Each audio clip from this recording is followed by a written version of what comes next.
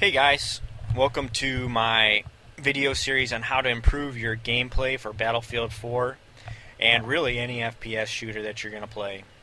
I don't claim to be the best player at Battlefield 4 by any means or the best FPS player by any means, but these things have helped improve my gameplay, and these are also some things that by talking to players better than myself they have told me would affect my gameplay, and it has. So, sure, if you do any of these things, you will see an improvement. So, let's go ahead and get started.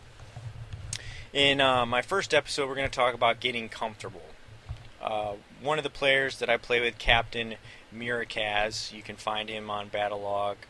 He also has his own YouTube channel with some BF3 play. He's a much better player than me, and he's played competitively. And he said the first thing that came to his mind was get comfortable. Very important. One of the things you want to do, first of all, is make sure that your monitor is at an optimal distance from you. What I mean by that is you don't want to be turning your head to see, looking side to side on your monitor. You want to be able to have it at a distance away from your face that you can see the whole screen and still see the details, still see, a little sniper head popping up over a roof or something like that. So just make sure your monitor is at the correct distance away from you. Another thing that's important is your chair. If your chair is uncomfortable, if you're reclining too much, if you're sitting up straight too much, or you find yourself constantly adjusting to get comfortable while you're playing, it's going to distract you. Need I say more? Anyways, next thing, Mousepad. A lot of the top pro players use low mouse sensitivity. They can get really detailed and precise aiming. One of the things that helps them do that is a really large mouse pad, gaming mouse pad. So you want to go ahead and shop for one of those if you don't have one. I've also found that a large tabletop with a laser mouse or an infrared mouse can work just as well. But you want a good mouse surface. You want something that isn't too small to where you're having to pick up your mouse and readjust while you're aiming. Will make a big improvement in your gameplay. I'm not advocating a tabletop over a quality mouse pad. I'm just saying if you get a nice big surface where you're getting traction on your mouse and it's recording the DPI, then make that happen for yourself. It will make an improvement for you. Another thing is with headsets and mouses and keyboards and all the different peripherals that you have, cords can be a distraction. So what you want to do is either zip tie or tape or attach your cords somewhere so that they're out of your way, they're not distracting you, they're not getting wrapped around your arm, or you're constantly having to adjust those things. Another thing that's important is mouse sensitivity. If when you're aiming your gun down the sights and it's moving way too fast and you can't be precise, you can't get that headshot that you want, or if you're missing too much, you need to adjust your mouse sensitivity. There's several ways you can do that. One of them is in-game. Another is in your Windows settings, and a third would be if you have a mouse that has a driver, like a Logitech or Razer or something like that, you should be able to adjust your mouse sensitivity there. So find something that works well for you.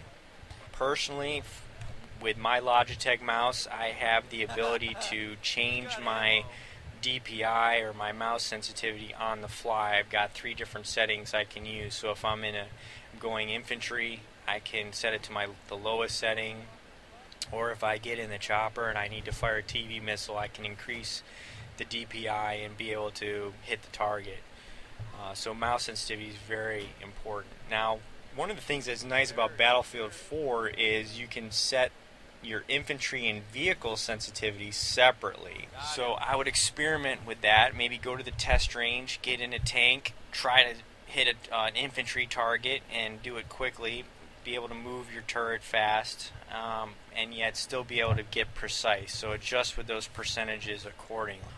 Another thing that can help you do that and adjust your settings and make things more comfortable for you is the BF4 settings editor by Realmware. I have a video on how to use that. Check it out. It's a great way to be able to adjust your video settings what you can do is you can create different profiles with the BF4 settings editor so that you can experiment with what works best for you. Regarding video settings, I've noticed that some of the best players use low video settings because it just gives them the smoothest gameplay. It allows them to acquire their targets faster.